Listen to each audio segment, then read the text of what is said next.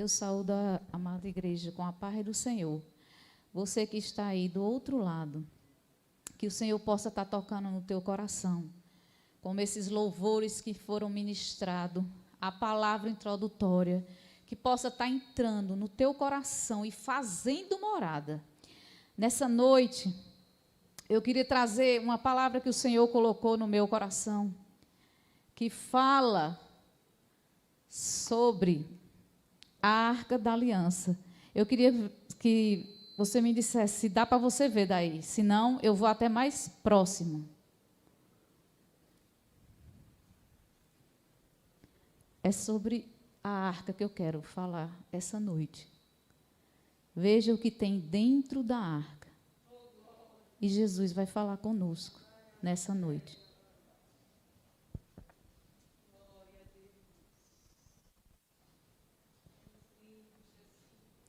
Eu queria que você abrisse sua Bíblia, onde você estiver, em sua casa. No livro de Êxodo, capítulo 25.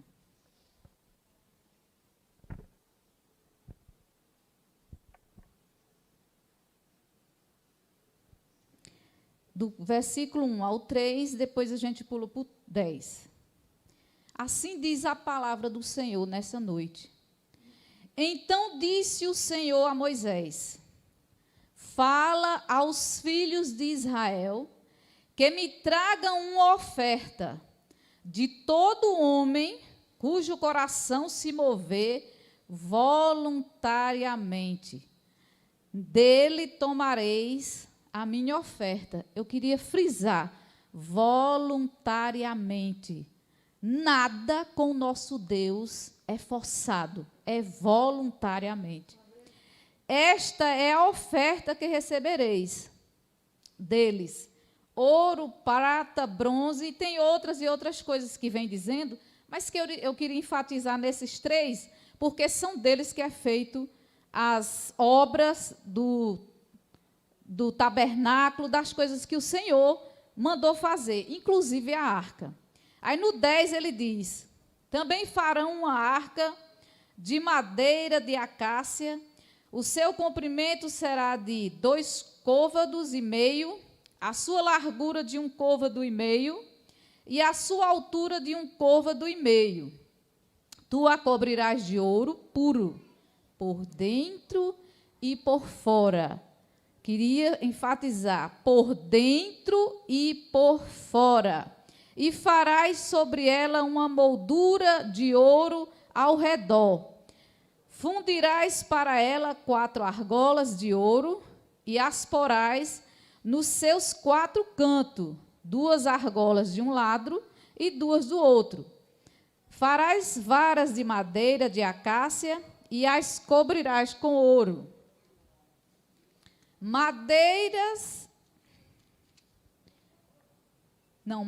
Manterás as varas nas argolas aos lados da arca, para se levar por meio delas a arca. As varas permanecerão nas argolas da arca, não se tirarão dela. Então porás na arca o testemunho que eu te darei. Também farás um propiciatório de ouro puro. O seu comprimento será de 2,5 côvados, e a sua largura de 1,5 côvado. Farás 2 querubins de ouro batido nas 2 extremidades do propiciatório. Farás um querubim numa extremidade e o outro na outra extremidade. De uma só peça com o propiciatório farás os querubins nas 2 extremidades dele. Os querubins estenderão as suas asas por cima, cobrindo com ela o propiciatório. Então eles, com o rosto voltado para o outro, um rosto para o outro, o rosto dos querubins estará voltado para o propiciatório. Porás o propiciatório em cima da arca, e dentro dela porás o testemunho que eu te darei. Ali virei a ti, e de cima do propiciatório, no meio dos 2 querubins que estão sobre a arca do testemunho, falarei contigo acerca de tudo o que eu te ordenar para os filhos de Israel. Eu queria que nós fôssemos também para Números, capítulo 17, do 8 ao 10. No dia seguinte, quando Moisés entrou na tenda do testemunho, viu que a vara de Arão, pela tribo de Levi, havia florescido, os botões haviam surgido e as flores haviam desabrochado e produzido amêndoa. Então Moisés retirou todas as varas da presença do Senhor e as levou a todos os filhos de Israel. Eles as viram e cada líder pegou sua vara. Disse o Senhor a Moisés: põe de volta a vara de Arão perante o testemunho como sinal para os filhos rebeldes. Assim farás acabar suas murmurações contra mim e não morrerão. Moisés fez como lhe ordenara o Senhor. Disseram os filhos de Israel a Moisés: nós morreremos, todos estamos perdidos. Todo aquele que se aproximar do tabernáculo do Senhor morrerá e seremos todos consumidos.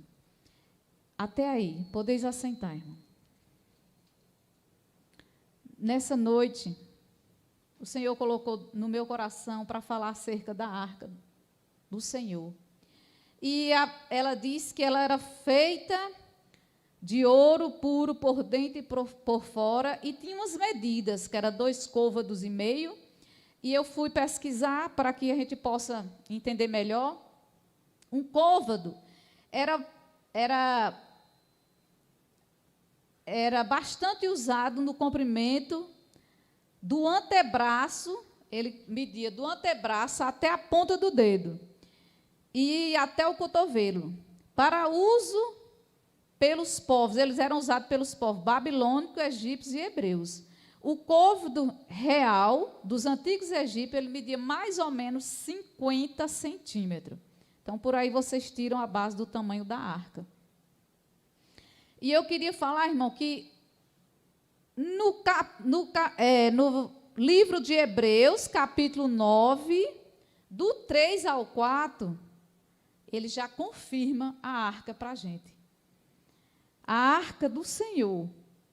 Aí ele diz assim: depois do segundo véu estava o tabernáculo, que se chama o Santo dos Santos, que tinha o altar de ouro do incenso e a arca da aliança, toda coberta de ouro, na qual estava o vaso de ouro que continha o maná, a vara de Arão que tinha brotado e as tábuas da aliança.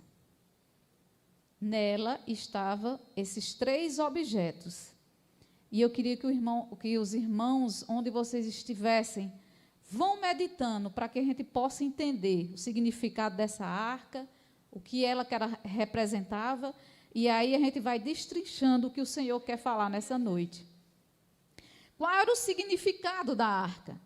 A arca da aliança era o símbolo da presença de Deus no meio do seu povo. Ela representava Jesus. Hoje, quando Jesus andou aqui na terra, ele representava Deus, o próprio Deus aqui na terra, assim como a arca. Ela representava a presença de Deus naquela época. Quando Jesus veio à terra, ele representou o próprio Deus aqui na terra conosco. Sua função, a função da arca, servia como um local de armazenagem para as 2 tábuas da lei, que eram os mandamentos, prescritos na aliança do Sinai. Daí o nome Arca do Testemunho. Também guardava o vaso de maná e a vara de Arão. A arca representava o trono de Deus na terra. E Jesus representava Deus aqui na terra. A arca representava o trono de Deus na terra, servindo como guia para o povo de Israel para onde ir. E Jesus, ele era a ponte que fez o elo entre nós e Deus, que uniu a gente com o Senhor, que por causa dos nossos pecados nós estávamos distante de Deus, e Jesus fez o elo. Ela também ia na frente, nas batalhas de guerra. Era revestida de ouro por dentro e por fora. Por que ela era revestida de ouro por dentro e por fora? Será se eu estivesse fazendo uma arca, você estivesse fazendo uma arca, a gente colocaria ouro por dentro e por fora? Talvez a gente só colocasse por fora, né?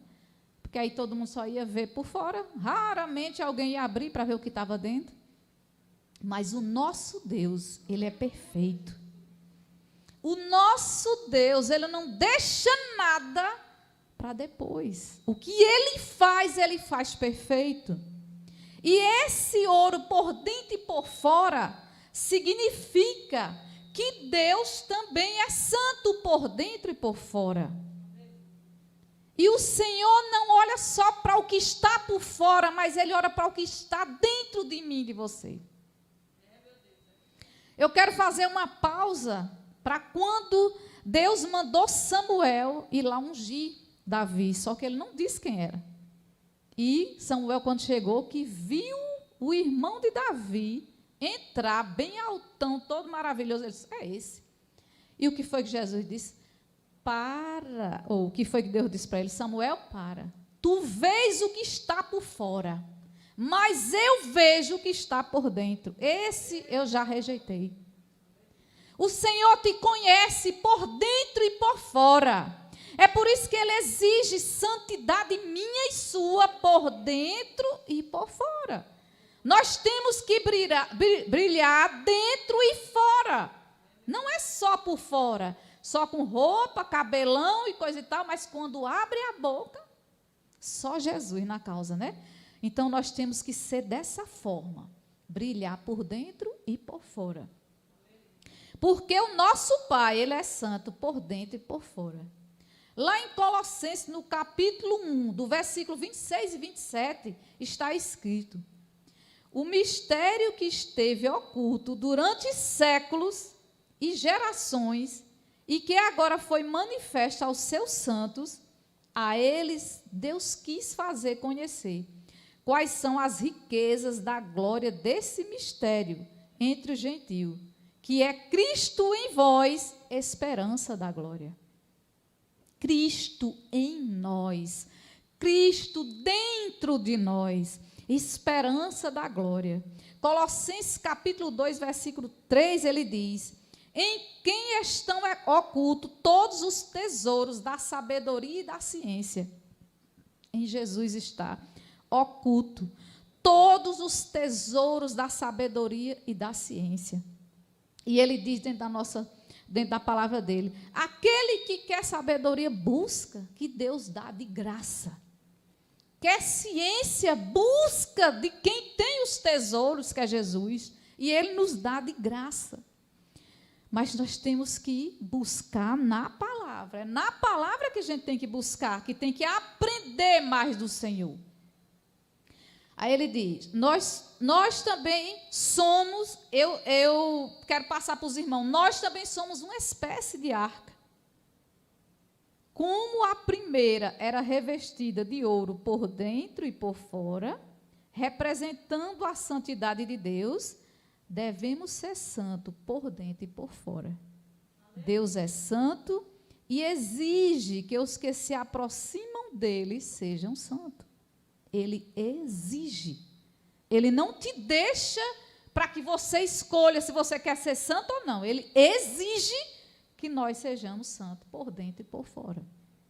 Então, que nessa noite nós possamos olhar para essa arca e ver assim nós, Senhor, se ainda não está brilhando dentro e fora de mim o teu ser, me ajude.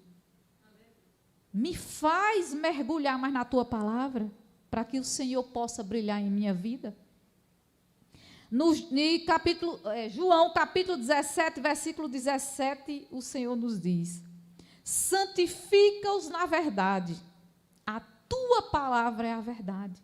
Jesus pedindo, santifica-os, Pai, na verdade, a tua palavra é a verdade.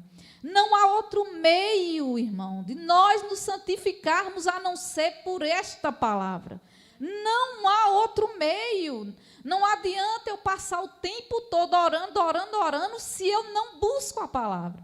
E não adianta eu buscar a palavra direto, e eu não tenho tempo para falar com o meu Pai. Está errado. Tem que os dois andar junto. Nós temos que estar buscando a Deus e lendo a palavra dele. Todos os dias. Eu gosto sempre de dizer, quando eu estou ensinando ao discipulado, eu falo para os irmãos: nós precisamos ler a palavra de Deus pelo menos uma vez na vida. Aí você me pergunta, uma vez está bom? Não, seria interessante mais vezes, mas pelo menos uma é melhor do que nenhuma. Porque nós estamos vivendo tempos difíceis, eu gosto de mostrar, tempos difíceis, e nós estamos vendo, irmão, muitos homens querendo impor leis aonde vai frear o evangelho. E ninguém sabe se um dia eles não vão querer tirar essa palavra de mim e de você.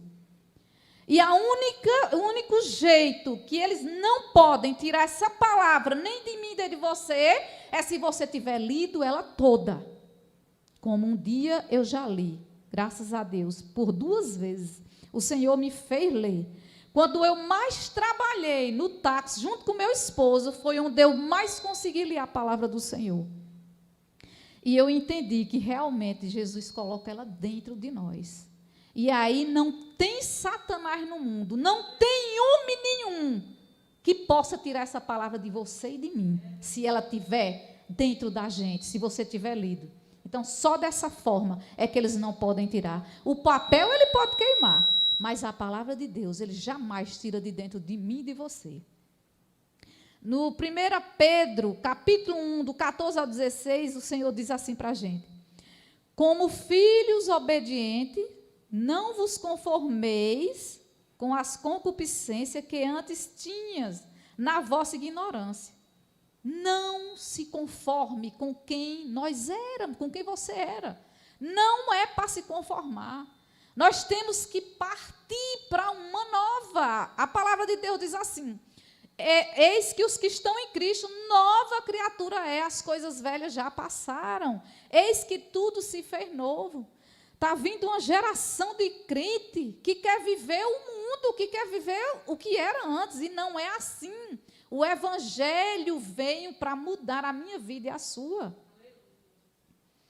Aí ele diz: antes, porém, como é santo aquele que vos chamou, sede vós também santos, em todo o vosso procedimento. Pois está escrito: sede santos, porque eu sou santo. Em Hebreus, capítulo 12, versículo 14, ele diz assim: segui a paz com todos e a santificação. Sem a santificação, ninguém verá o Senhor. Ele pede seguir a paz com todos. E a santificação, ainda diz bem claro: sem a santificação, ninguém verá o Senhor. A arca também simboliza Jesus, que deve estar dentro de nós.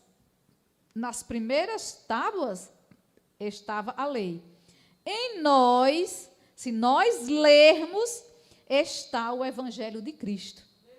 Então, vejamos o que está escrito no Novo Testamento.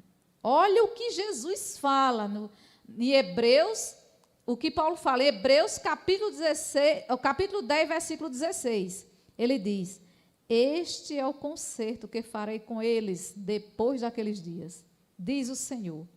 Porei as minhas leis em seus corações e as escreverei em seus entendimentos. Então, Jesus é que coloca essa lei no meu coração e no seu. E vai cravar dentro de mim e dentro de você. Então, para que ele possa fazer isso, nós temos que ler. Ele não vai colocar nada dentro de mim nem dentro de você que você não leu. Como que ele vai colocar se a gente não leu? Então, tem que ler. E ele ainda acrescenta: e jamais me lembrarei dos seus pecados e das suas iniquidades. Seja lá o que for que está te afligindo nesta noite, se o diabo está te culpando por alguma coisa que você fez antes de conhecer Jesus, repreende ele. E lembra ele desta palavra, quando Jesus, dos teus pecados não me lembrarei mais. O Senhor não quer nem saber o que tu fez. Ele quer saber o que você vai fazer a partir de agora. Você representa tudo para Jesus a partir de agora. Então, é como se, do dia que você nasceu ao dia de que você encontrou com Jesus, há uma pausa. Aí, a partir dali, aí nasce aquela nova criatura, segundo o coração de Deus. Então, esquece aquilo que o diabo está te acusando. E diz para ele: eu sou uma nova criatura. Acabou. Eu fiz, mas agora já me arrependi, não me lembro mais. E o meu pai também não lembra. Aí o Senhor diz assim, ó: Deus revelou a verdade por meio do Evangelho e nos chama para a obediência. Em 1 Pedro, no capítulo 1, versículo 22 e 23, o Senhor fala conosco: tendo purificado a vossa vida na obediência à verdade, que leva ao amor fraternal não fingido, amai-vos ardentemente uns aos outros de coração. Quantos amores fingidos nós não vemos, né, irmão? Que diz que nos ama da boca para fora.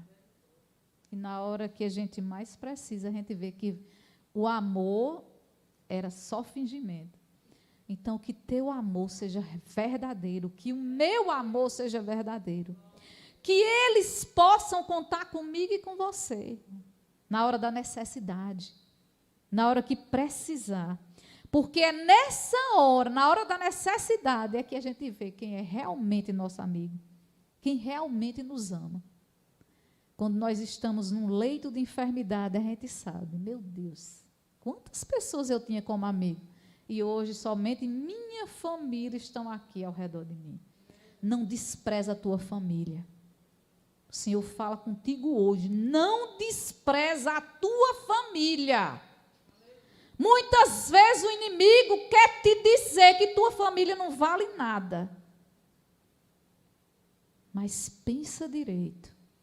Quando você mais precisa, é a tua família que está ali para te socorrer. É para isso que Jesus fez a família. É por isso que o inimigo quer destruir tanto a família. Porque ele sabe, onde há um lar estruturado, há homens e mulheres estruturadas. E que o Senhor esteja colocando no teu coração: ama teu pai, ama tua mãe, ama teus irmãos. Porque são eles que estão contigo até a morte. Aí ele diz: tendo sido regenerados, não de semente corruptível. Nós não fomos regenerados de semente corruptível, mas de incorruptível, pela palavra de Deus, a qual vive e é permanente. Sem vivermos o Evangelho, facilmente nos perderemos. Por isso é necessário alimentar o Espírito todos os dias. Sem vivermos o Evangelho, sem lermos o Evangelho, nós também podemos cair em qualquer vento de doutrina. Qualquer doutrinazinha por aí pode me derrubar e pode derrubar você. Agora, quando você é firmado na palavra, o Senhor não deixa. Porque quando eles vêm com aquelas conversinhas bonitinhas, o Espírito Santo diz bem assim: você não leu assim. Você lembra? Na palavra não está escrito assim. E aí confronta. E ele não te derruba e não me derruba. Então, que possamos ler os evangelhos, para se cumprir em nós o que Jesus falou: escreverei as minhas leis dentro de vós. Para que isso aconteça, eu tenho que ler a palavra de Deus. E você tem que ler a palavra de Deus. Sem ler, irmão, não dá para Ele cravar as leis dele na nossa vida, em nosso coração. Agora eu quero falar sobre o vaso de ouro com o maná. A palavra de Deus diz no Velho Testamento que é para nos lembrar que nem só de pão vive o homem. Deuteronômio capítulo 8:3, a palavra de Deus diz assim, ó: Ele te afligiu e te deixou ter fome, depois te sustentou com o maná. Com o maná. Espera aí. Ele te sustentou e te afligiu, te sustentou com o maná. Só um minutinho, irmão, por favor.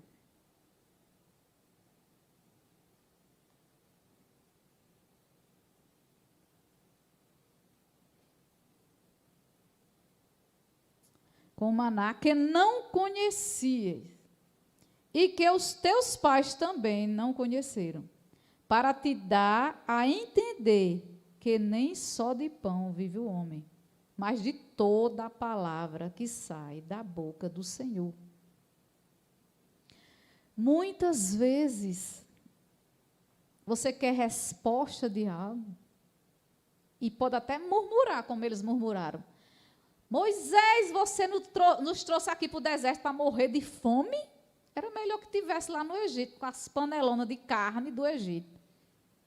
Às vezes o diabo diz para tu, tu é crente e está aí passando necessidade, passando isso, passando aquilo. Não era melhor que tu estivesse aqui comigo, no Egito, comendo as carnes? Mas muitas vezes Jesus te deixa padecer um pouco, para que você possa entender e eu entender que nem só de pão vive o homem. E aí a palavra do Senhor em Mateus capítulo 4, versículo 4, quando Jesus estava no deserto, sendo tentado pelo diabo, Jesus responde a ele: está escrito, não só de pão viverá o homem, mas de toda a palavra que sai da boca de Deus. É necessário fazermos jejuns, para que nós possamos entender que a gente não precisa só de pão, mas a gente precisa do Senhor, do pão que desce do céu, do maná que desce de Jesus. É disso que a gente precisa. E muitas vezes a gente tem que fazer jejum para matar a nossa carne mesmo, para que ela venha entender que não é só de pão, não. É com Jesus que a gente tem que viver. O maná para nós é a revelação do Espírito Santo, através da palavra, para sustento do seu povo. Muitos que são profetas de Deus vão entender um pouco. Quantas vezes, nós lemos a palavra, a gente até ouve várias e várias pregações, mas, de repente, vem alguém que fala com aquele mesmo capítulo, aquele mesmo livro, e, de repente, é algo totalmente diferente. É como se fosse um maná que desceu do céu. Então, nós precisamos estar buscando o Espírito Santo, que é Ele que dá esse maná, essa revelação da palavra, essa revelação do céu para entregar alguém que está precisando, que está naquele momento precisando da palavra, e que aquele maná vai ser direto para aquela pessoa. Então, para isso, nós temos que estar buscando Deus direto. Não é de qualquer forma que a gente vai se alimentar do maná. Então, para nos alimentarmos do maná que desce do céu, temos que ter uma vida mais profunda com Cristo e sua palavra, para desfrutarmos da sabedoria e da ciência que nele está escrito. Então, nós precisamos de uma vida mais profunda. Esse momento de quarentena, muitas vezes a gente joga fora, irmão. Se nós voltarmos um pouquinho para antes da quarentena, pelo menos assim, lá na minha casa, eu via muito. Minha filha Ingrid, ela entrava e saía, quase a bichinha não tinha tempo nem para respirar. E quando você vê assim, meu Deus, que hora eu buscar Jesus, né? Mas ainda tem um tempo à noite para buscar. Mas e agora, eu lhe pergunto, nessa quarentena, quanto tempo você está gastando com Jesus? Quanto quanto tempo você está lendo a palavra de Deus? Se está todo mundo direto dentro de casa. Não é? Eu não estou porque eu trabalho na rua. Então, eu tenho que estar fora mesmo. Mas aqueles que ficaram em casa, vamos gastar tempo para ler a palavra de Deus. Jesus já te deu 4 meses. Que é março, abril, maio, junho e julho. Estamos há 4 meses, já era para ter lido bastante. Então, que nós possamos ler a palavra do Senhor a tempo e fora de tempo. E nesse momento, Deus está dando tempo para que nós possamos conhecer a palavra dEle. Em 2 Coríntios, capítulo 4, versículo 7, o Senhor fala: temos, porém, este tesouro em vaso de barro, para que a excelência do poder seja de Deus, e não de nós.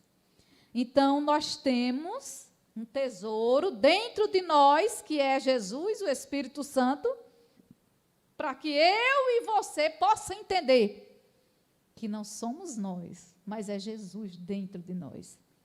Infelizmente, são muitos os cristãos que têm uma vida superficial com Ele e jamais chegam a experimentar do maná que desce do céu. Tem uma vida superficial. Não tem nem vontade de mergulhar nem na palavra, nem em oração, em nada. Só quer assim, aceitei Jesus, já está tudo em paz, eu só quero entrar no céu. Pronto, acabou-se. Mas não é assim. Jesus quer ter uma comunhão comigo e com você. O Senhor quer que você e eu chamemos Ele de Pai. Uma vez eu ouvi uma pregação que a pessoa falava sobre isso. E eu ainda não chamava Deus de Pai. Eu chamava de Deus meu. Eu sempre chamava Ele assim, Deus meu, quando eu queria conversar alguma coisa. E aí, hoje, eu entendo o que aquela pessoa falava. Porque hoje eu consigo chamar de meu pai, de papai. Como o irmão que ele gosta de dizer, eu acho tão lindo quando ele diz papai. E é mesmo, irmão, nós precisamos chamar Jesus, chamar o nosso Deus de papai. Porque Ele é o nosso Pai que está no céu. E soberano. Tudo está nas mãos dEle. O que eu quiser, o que você quiser, se nós estivermos dentro da palavra, fazendo a vontade dEle, a Bíblia diz que tudo que tu quiseres, pedirá e Ele fará. Mas se estiver dentro da vontade dEle. Então, vamos mergulhar mais profundo no Senhor. Vamos mergulhar mais profundo na palavra. Volto novamente a dizer, quando eu estou ensinando, eu digo para os meus alunos, se não entender, traga. Se eu não souber explicar, a gente vai para o pastor. Se não souber explicar, a gente vai para alguém que sabe explicar, mas a gente vai entender a palavra. Então, leia. Se tiver dúvida, marca e traz. Eu não entendi esse versículo, esse capítulo. Mas Jesus vai revelar, para que você e eu possamos ser cheios do Senhor. Aí também, a vara de Arão, que estava dentro da arca, floresceu e deu fruto. Por que floresceu e deu fruto? Vamos entender, né? Foi para mostrar aos israelitas que Deus aprovou o sacerdócio em Israel. A Bíblia diz que Corá, Datã, Abirão e On, por várias vezes foram contra a liderança de Moisés e Arão, contestando a legitimidade do sacerdócio. Então, quantas pessoas, eu te pergunto, quantas pessoas já foram contra o teu ministério? Faz uma análise. Quantas pessoas já duvidou que você é crente? Que quando você falou alguma coisa que Deus te revelou, duvidou. Será que é Deus mesmo? Quantas pessoas já fizeram isso? Né? Colocando em dúvidas se é ou não de Jesus. Aí, até que a vara floresce e dá fruto.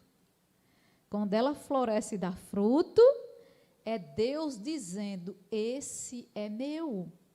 Eu aprovei o ministério dele. Eu estou com ele.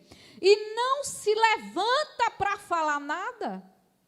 Porque eu estou mostrando que a vara floresceu e deu fruto. Aí, quando a gente leva para o Novo Testamento, a gente vai entender que fruto eu tenho que ter em você. É o fruto do Espírito Santo, que são caridade, gozo, paz, longanimidade, benignidade, bondade, fé, mansidão e temperança. Esse fruto tem que estar dentro de mim, de você. Tem que florescer a minha vida e a sua vida e dar o fruto do Espírito Santo. Se não der, irmão, como as pessoas vão dizer? É de Deus. Essa pessoa é de Deus. A Bíblia diz que de uma fonte não sai duas águas, amarga e doce. Ou é doce ou é amarga. Então, que nós possamos estar com esse fruto do Espírito Santo dentro de nós.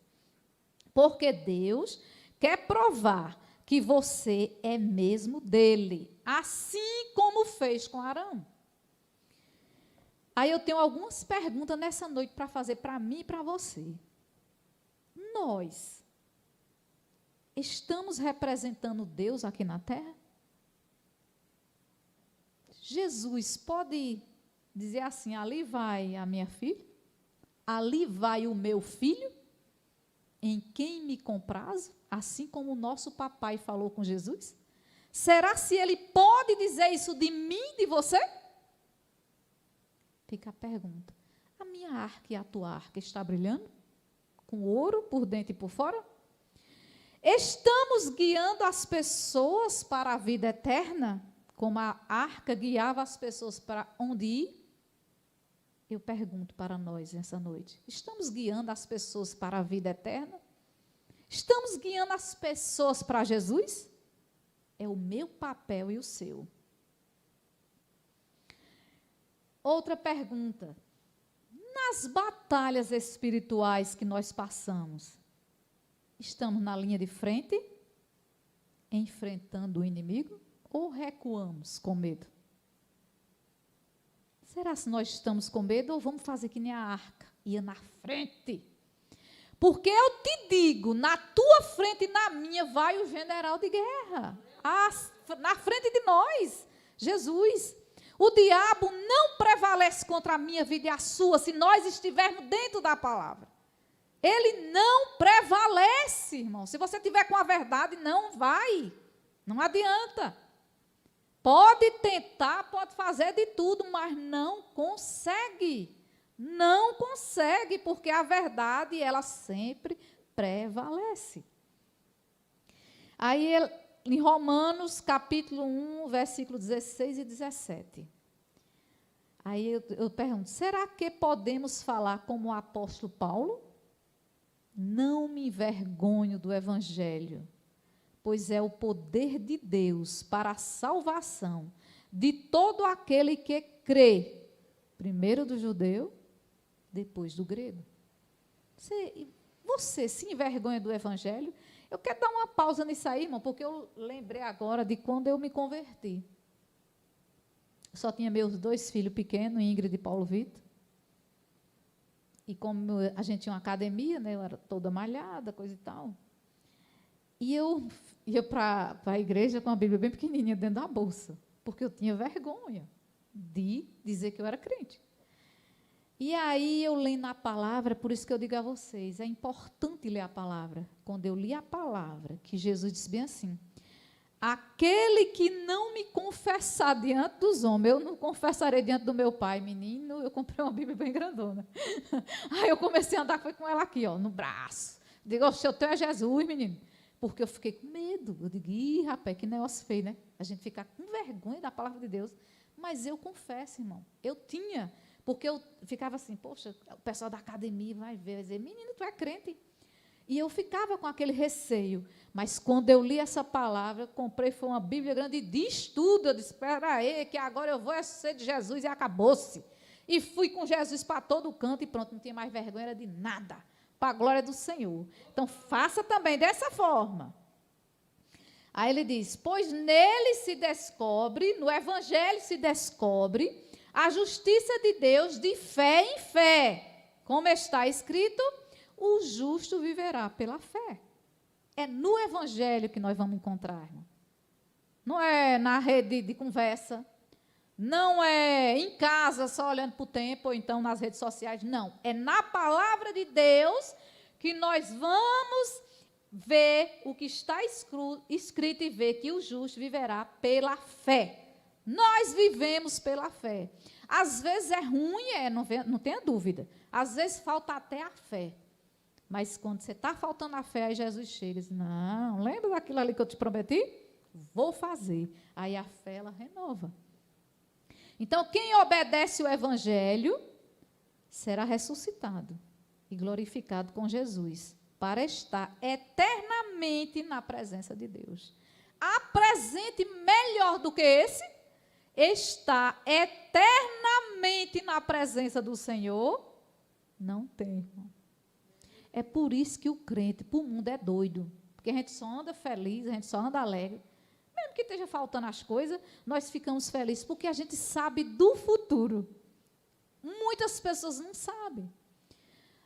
Uma coisa que eu já vi várias vezes, e não é bom, não é legal, é você ver alguém partir dessa para a eternidade sem Jesus. É tão ruim, eles partem assim, com medo, é uma insegurança tão grande, e já aqueles que são do Senhor, não. Porque eu lembro quando meu pai, quando ele estava para morrer, ele dizia bem assim, minha filha, eu já estou pronto, eu não aguento mais passar o que eu estou passando. Ele morreu com câncer de próstata. E ele dizia, eu estou pronto. E quando Jesus levou ele, foi mais ou menos assim, meio-dia, e foi uma coisa tão sublime que mãe, quando chegou no quarto, ele já tinha partido. E ele não estava mais com medo.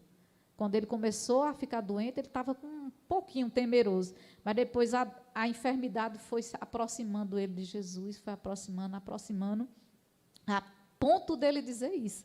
Eu já estou pronto, filho, eu já não aguento mais passar tanta dor. Então, muitas vezes, irmão, é ruim a gente ver as pessoas partirem. A palavra de Deus diz que o Senhor não se alegra na morte do ímpio.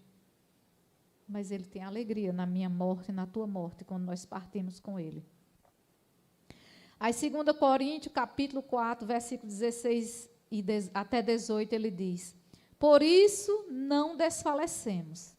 Ainda que o nosso homem exterior se corrompa, o interior, contudo, se renova de dia em dia. Porque a nossa leve e momentânea tribulação produz para nós um eterno peso de glória, acima de toda comparação. A minha tribulação e a tribulação que você está passando, ela produz em nós, Senhor, irmãos, um eterno peso de glória. E que quando nós passarmos, a gente vai vencer. Aí a palavra de Deus diz assim, certamente virá e não tardará. Então, às vezes você pensa que tardou. Se tardar, espera, porque certamente virá e não tardará. Então, quando chega, você diz, poxa, que bom. E às vezes você esperou 10 anos, 12 anos, sei lá quantos anos foi. Mas quando chega, parece que foi ontem que Jesus prometeu. Porque Ele renova tudo. No versículo 18. Portanto, nós não fixamos o olhar nas coisas que se veem, mas nas coisas que não se veem. Porque as que se veem são temporais, e as que se não veem são eternas. Não se baseie no que está aqui neste mundo. Não fique baseando, poxa, porque eu não tenho, porque eu não consegui, porque eu tento, mas não consegui ainda. Se baseie na que você não vê, na que a palavra de Deus te promete. É nessa que você tem que se basear. Quando Jesus nos promete que onde Ele estiver, vai estar você e eu, Ele diz para mim, eu vou preparar lugar. E quando eu vier, aonde eu estiver, vós estejais também. Então, que nós possamos acreditar, nós possamos ver o que você não enxerga aqui, que Deus possa abrir esses olhos espirituais para que nós possamos ver o que não é real aqui na terra, o que não é material, mas que é espiritual, que é a minha salvação e a tua salvação, que é o fruto do Espírito dentro de mim e de você. E que eu creio assim, depois do fruto, para vir os dons, vir para ser seguro, para Jesus poder usar você e me usar com dignidade aqui na terra, o fruto tem que vir primeiro. Aí a gente não passa na frente do Senhor. Aí a gente não deixa que o meu nome brilhe, mas é o nome de Jesus que vai brilhar.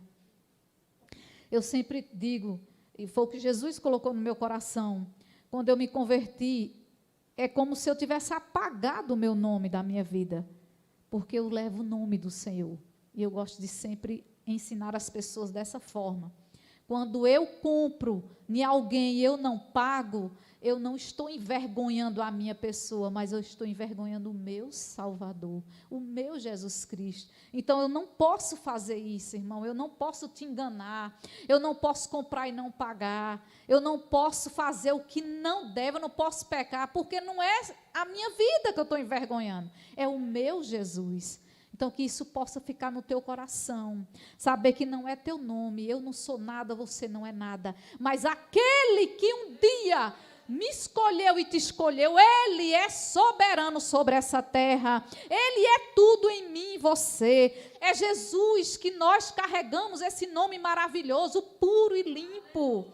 É Ele que nós temos que mostrar para o mundo que essa arca que é em mim e você, ela brilhe aqui na terra, ela seja verdadeiramente reluzente, que todos possam ver Jesus em mim e você.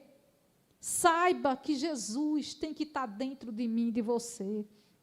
Que a excelência, a santidade dele tem que estar em mim e em você. Eu queria chamar minha filha para que ela cantasse, louvasse aquele hino de Cassiane, o Espírito Santo, que ele possa estar dentro de você e de mim nessa noite. Que você possa estar pedindo, Espírito Santo, me domina, fica dentro de mim, muda a minha vida, Espírito Santo. Oh, irmão, eu lembro que quando eu me converti, eu era tão agoniada, com minha família também é assim, eu dizia, Jesus, eu quero paz, eu não quero ser aperreada, eu acho que às vezes eu ainda sou, mas é tão difícil, irmão, você ser o que você não é, e Jesus trabalha. E quando Ele limpa a minha vida e a tua vida, Ele faz coisas grandes. Então, pede aquilo que você deseja no teu coração. Nessa noite, pede o Espírito Santo. Diz, Espírito Santo, me muda. Faz morada dentro de mim. Coloca o fruto dentro de mim. Eu quero amar. Eu quero fazer o bem. Eu quero que todos venham te conhecer. E eu agradeço essa oportunidade em nome de Jesus.